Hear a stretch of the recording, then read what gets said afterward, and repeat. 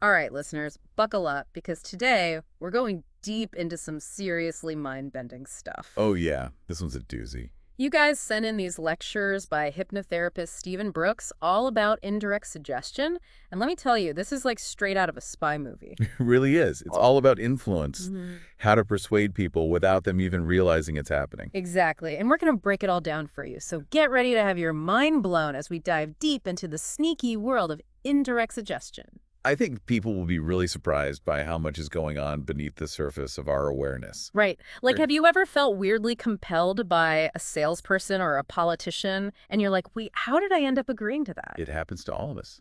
Well, we're going to find out how they do it. And we're going to start with some seriously cool hypnotic language patterns. Oh yeah. The language is where it gets really interesting. So tell me about this thing called contingent suggestion. Okay, so contingent suggestion is where you link an internal behavior to an external one. Hmm.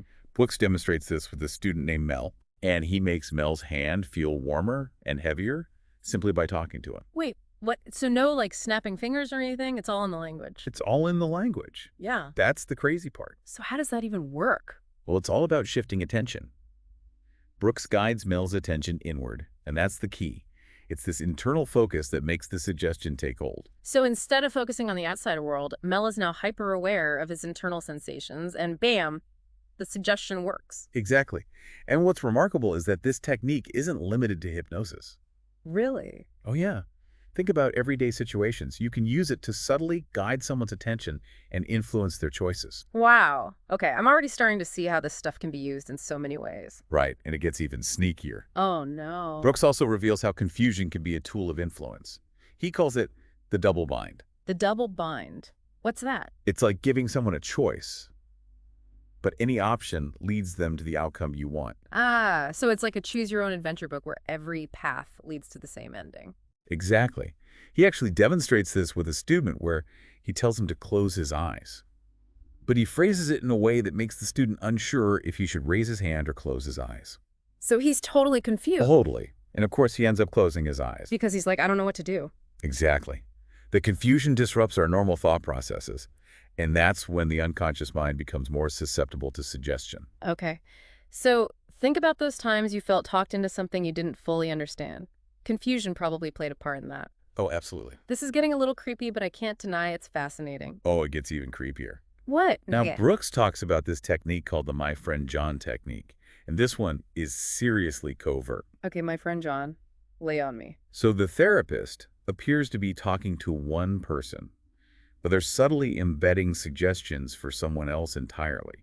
Wait, so they're basically hypnotizing someone who's just eavesdropping? Pretty much. Yeah. And what's brilliant is that the person being influenced has no clue it's happening. Okay, that's both amazing and terrifying. I'm picturing myself at a sales presentation where they're doing this to me without me knowing. It's not as far-fetched as you might think. Think about how politicians and salespeople use storytelling to slip in their messages. It's all about bypassing our conscious defenses. Okay, my mind is officially blown. But before we spiral into paranoia, let's move on to something a bit more therapeutic. Brooks also talks about anchoring, creating a link between a specific feeling and a trigger. Right, anchoring is super interesting, and it can be used in so many ways. But one of the most powerful is in therapy. How so? Well, Brooks shows how you can actually rewrite negative memories by linking them to positive feelings. It's like emotional alchemy. Whoa, hold on. So he's taking a bad memory and basically flipping the script. How does that even work? It's incredible, really. He works with a student to reframe a negative memory by replacing the negative feelings with positive ones through this anchoring technique. But hold on. If a therapist can anchor a negative feeling, couldn't someone else trigger that same feeling later? That seems kind of risky. That's a valid concern. And Brooks addresses this directly. He suggests that anchors, especially those created in a hypnotic state, are incredibly context-specific. So it's tied to that specific environment and relationship with the therapist. Exactly, making it unlikely to be triggered by someone else. Okay. That's reassuring. But I'll admit, this stuff makes you think twice about how powerful our subconscious minds really are. Oh, absolutely. And Brooks gives us another peek into that power with a deceptively simple technique. He calls it the left thumb test. The left thumb test. Okay, I'm intrigued. What's that all about? It's so simple, it's almost hard to believe. It's like he just asked someone if they're left or right thumbed. Wait, really? That's it. Why would that even matter? That's the genius of it. Yeah. It catches people off guard because it's not a question they've ever really considered before. Okay. Suddenly they have to access this unconscious knowledge, a pattern they weren't even aware of. I see. It's like a backdoor into the unconscious, revealing all these hidden operations going on in our minds. Precisely. And it opens up this whole idea that we have a vast reservoir of unconscious knowledge and patterns that are influencing our behavior all the time. And this ties directly back to the power of indirect suggestion, right? It highlights how much is happening beneath the surface of our awareness. Exactly. And it primes the listener for deeper exploration, making them more receptive to further suggestions. Wow, this is making me realize how much I take my conscious mind for granted. We all do. But techniques like this reveal just how much more is at play. And speaking of accessing the unconscious, Brooks dives into the incredible power of metaphors. Metaphors, like those flowery sayings my grandma used to use. How can those be influential? Think of them as a secret language for the unconscious metaphors. Metaphors use symbolism and imagery to convey meaning in a way that resonates with our emotions and intuitions, the stuff that drives so much of our behavior. Okay, I'm starting to see the potential here, but can you give me a concrete example? Sure, Brooks uses this really cool metaphor with one of his students. He talks about happiness and sadness being like two sides of the same coin. Interesting. So instead of seeing them as opposites, he's suggesting they're inherently connected. Exactly. And what's fascinating is that the meaning of a metaphor isn't fixed. It's ultimately determined by the listener's unconscious mind, their unique experiences and associations. So the same metaphor could have totally different effects on different people. Absolutely. That's why it's so important to tailor metaphors to the individual. You want to tap into the symbolism that resonates with them on a personal level. It makes you think about the stories and sayings that have resonated with you throughout your life. They probably hold deeper meaning on an unconscious level, shaping your beliefs and actions in ways you might not even realize. It's mind-blowing when you think about it. Yeah. Metaphors are powerful tools for tapping into those deep layers of ourselves. So far, we've been talking about individual techniques, but Brooks emphasizes that indirect suggestion isn't about relying on one magic bullet. Right. It's not about finding that one perfect phrase or technique that's going to work on everyone. So what is it about? It's about having a toolbox, a whole array of techniques that you can combine and customize for different situations and desired outcomes. It's like a hypnotist's secret weapon arsenal. What other tools are in there? He covers a whole range of techniques from binds and double binds, which we've already discussed, to things like reverse set double binds, non sequitur double binds, open-ended suggestions, not doing, suggestions, doubt, multiple tasking, and implied directives, just to name a few. Whoa. Okay, that's a lot to unpack. Can we dive into a couple of those? I'm especially curious about non sequitur double binds. That sounds illogical. It is, and that's the point. They use statements that seem completely unrelated to confuse the conscious mind and create an opening for the unconscious to take over. Can you give an example? Imagine a therapist saying, you can explore a feeling of rigidity without even knowing it's there, or you can be aware of its rigidity without knowing how you discovered it. Okay, that's a mind bender. I see how that would throw someone off their game, making them more receptive to suggestion. What about not doing suggestions? Wow. Those are all about emphasizing that the client doesn't have to do anything consciously. It's about shifting the focus away from effort and letting the unconscious mind do the work.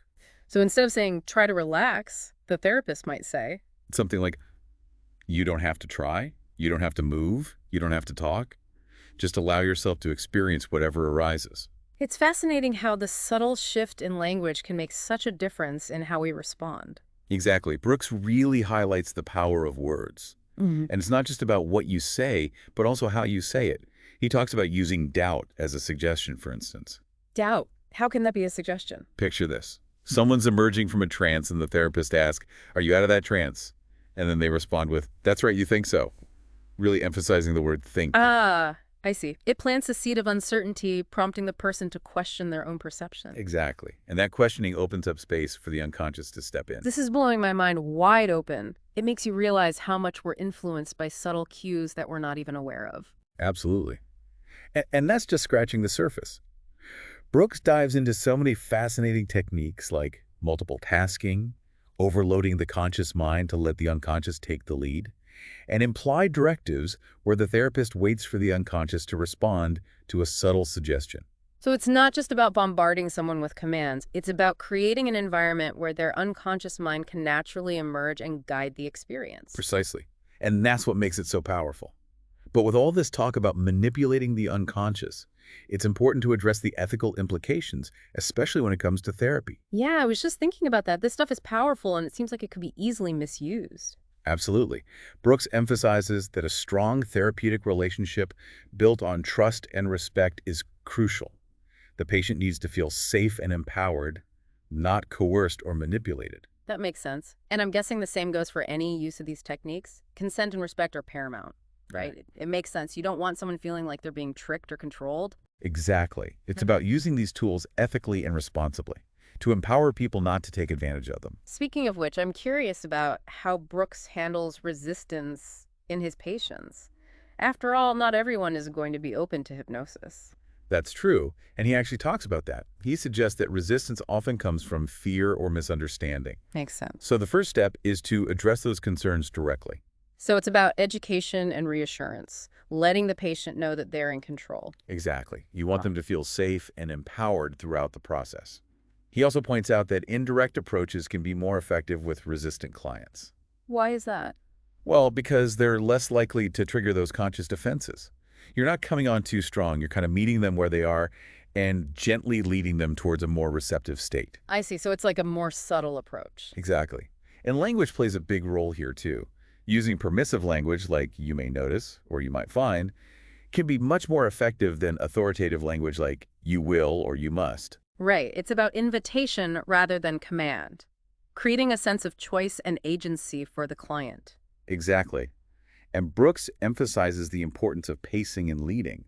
It's about establishing rapport, matching the client's language and behavior, and then gradually leading them towards the desired outcome. So it's like building a bridge of trust before guiding them across. Exactly. Yeah. Now, remember how we talked about the conscious mind being more logical and linear, while the unconscious is more associative and symbolic? Right. Well, that plays a huge role in hypnotic communication. Right. Because metaphors, stories, indirect suggestions, they're all speaking the language of the unconscious mind. You're bypassing all that logical filtering and tapping into something deeper. It's like speaking a different language, one that uses imagery, emotion, and intuition instead of logic and reason. Exactly. And there's a rhythm to it, too. Brooks talks about the importance of timing and pauses. Yeah. How a well-placed silence can make a suggestion much more impactful. It's like creating space for the suggestion to really sink in, to resonate on a deeper level. Precisely. And let's not forget about nonverbal communication. Our unconscious minds are incredibly attuned to body language, tone of voice, facial expressions, all those subtle cues. So even if the words are saying one thing, a skilled hypnotist can use their nonverbal communication to convey a totally different message. Exactly. It's like a hidden layer of communication. And it can be incredibly powerful. Yeah. But here's the catch. For it to work, it has to be congruent. The therapist's words, tone, and body language need to align. Right. Because if there's a mismatch, the client's unconscious mind is going to pick up on it, and the suggestion won't land. Exactly. It's all about authenticity, believing in what you're saying. That makes sense. And it makes me realize how much goes into being a skilled hypnotherapist. Oh yeah, it's definitely an art form. Yeah. And it requires a lot of practice and skill. But Brooks makes it clear that anyone can learn these techniques. That's encouraging. So it's not just for therapists then. Not at all. Anyone can benefit from understanding how the unconscious mind works and how to communicate with it more effectively.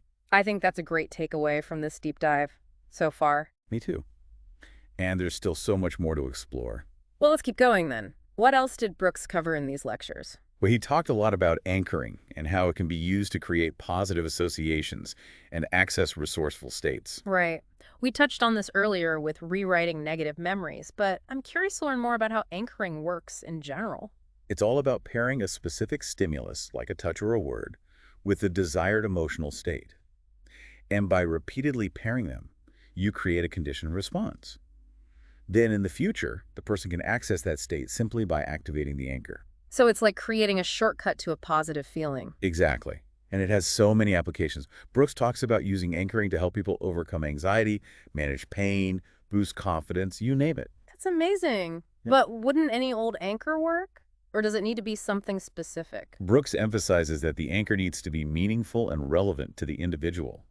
Anchors associated with positive memories or experiences tend to be much more powerful. It's like attaching that positive feeling to something that already holds personal significance for them. Precisely. And the way you set the anchor matters too. The person needs to be fully experiencing that desired state at the moment the anchor is set. Otherwise, the connection won't be as strong. And I'm guessing you need to reinforce anchors over time. Absolutely. Regular activation helps to strengthen those neural pathways, making the desired state even easier to access. This is giving me so many ideas. I could see myself using this for all sorts of things. And speaking of powerful tools, Brooks talks a lot about the use of metaphor in hypnotic communication. We touched on this earlier, but I'd love to hear more about how it works on a practical level. Metaphors are incredible for bypassing the conscious mind and speaking directly to the unconscious. They create these symbolic representations of experiences and ideas, allowing the unconscious mind to process information on a much deeper level. Can you give me an example? Sure, Brooks loves using the metaphor of a garden to represent personal growth and transformation. Interesting. So the garden represents the potential for growth and change within the individual. Exactly. Yeah. He might suggest that the client has the power to cultivate new skills and abilities, just like a gardener cultivates new plants. It's a beautiful way to tap into their innate potential. I love that. It paints such a vivid picture in the mind. What other metaphors does he use? He often uses the metaphor of a journey to represent the process of therapy itself. Ah, It suggests that the client is embarking on a path of self-discovery and healing, a powerful way to reframe their experience. these metaphors are so much more engaging than just saying, you have the potential to change. They tap into something deeper. Yeah. And it sounds like it's important to personalize metaphors to each individual. Absolutely. Brooks suggests asking the client about their interests and hobbies and then drawing metaphors from those areas. It makes the metaphors more relevant and impactful. It's like speaking their language, but on a metaphorical level. Exactly. And you know what else is great for tapping into the unconscious mind? Stories. Ah, yes. Stories are incredibly engaging. We're hardwired to listen to them. And Brooks talks about how powerful they can be for hypnotic communication. They engage our imaginations, tap into our emotions. It's like a direct line to the unconscious. Stories can be used to convey suggestions, reframe experiences, inspire change, all sorts of things. Do you have any examples of stories he uses? One he uses a lot is the story of the phoenix rising from the ashes. Ah, classic symbol of rebirth and transformation. I see how that could be powerful. It suggests that even after going through difficult times, we have the inner strength and resilience to overcome challenges and emerge even stronger. And that's a message that resonates with almost everyone on some level. What other stories does he use? He also likes to use the story of the caterpillar transforming into a butterfly. Another beautiful metaphor for transformation. I can see how that could be helpful for clients struggling with personal growth or change. It's a powerful reminder that change can be beautiful, and that we all have the potential to transform into something even more magnificent. These stories are so inspiring. And it sounds like it's important to choose stories that resonate with the client's cultural background and personal preferences. Absolutely. Brooks emphasizes using stories from the client's own culture or universal myths and legends that hold meaning for them. It's about finding those stories that speak to their heart and soul. And I'm guessing the way you tell the story matters too. Of course, Brooks stresses the importance of captivating storytelling, using vivid imagery, emotional language, and a compelling narrative structure. It's an art form in itself. This is making me want to brush up on my storytelling skills. It's clearly a powerful tool, not just for hypnotherapy, but for communication in general. Absolutely. Let's not forget about another powerful communication tool, humor. Oh yes, humor can be so disarming. It's like a mental reset button. Brooks talks about how humor can be incredibly effective in hypnotic communication. It helps to relax the client, disarm their conscious mind, and create a more receptive state. And I imagine it can be helpful for reframing experiences and challenging limiting beliefs. Humor can help us see things from a different perspective. Exactly. It's like a mental pressure valve. It helps us release tension and lighten up.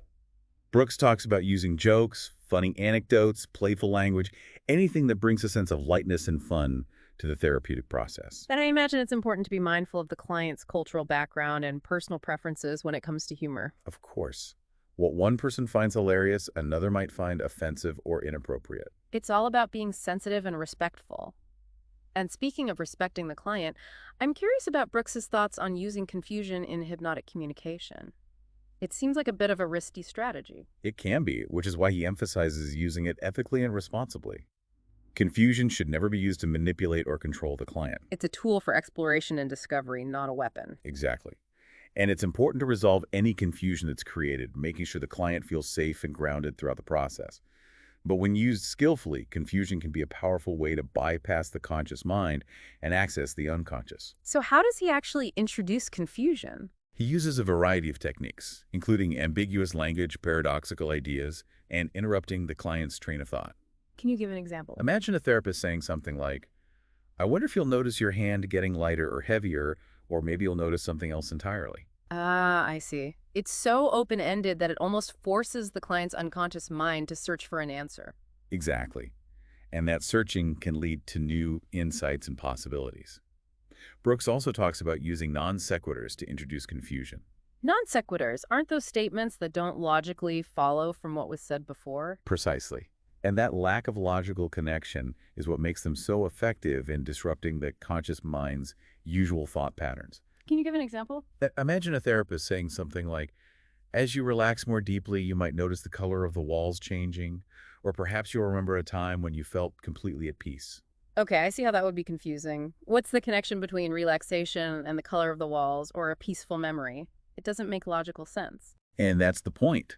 That moment of confusion creates an opening for the unconscious mind to take over. Brooks also uses double binds to create confusion. We talked about double binds earlier, but remind me what they are again? A double bind is a situation where a person is given two or more conflicting messages, making it impossible to respond in a way that satisfies all of them. It's like a catch-22. No matter what you do, you're going to be wrong. Exactly. And that can be very disorienting for the conscious mind.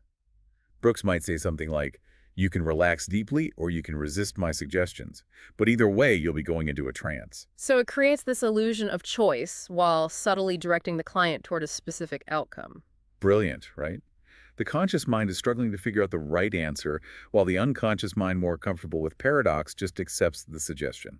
It's fascinating how these techniques play with the different ways our conscious and unconscious minds process information. Absolutely. And it highlights how much more is going on beneath the surface of our awareness than we realize. Speaking of bypassing the conscious mind, Brooks also dives into the use of embedded commands in hypnotic communication. Embedded commands are like little hypnotic ninja suggestions hidden within larger sentences. They're designed to slip past the conscious mind and go straight to the source. Can you give me an example? Imagine a therapist saying, I'm sure you'll find this exercise very relaxing, or I know you have the ability to achieve your goals. Ah, I see. The embedded commands are relaxing and achieve your goals. They're almost like subliminal messages. Exactly. And what's key is the delivery. Brooks suggests using a slightly different tone or emphasis when delivering the embedded command, just enough to make it stand out to the unconscious mind. It's like a subtle nudge in the right direction. And of course, ethical considerations are always paramount. Embedded commands, like any of these techniques, should never be used to manipulate or control the client.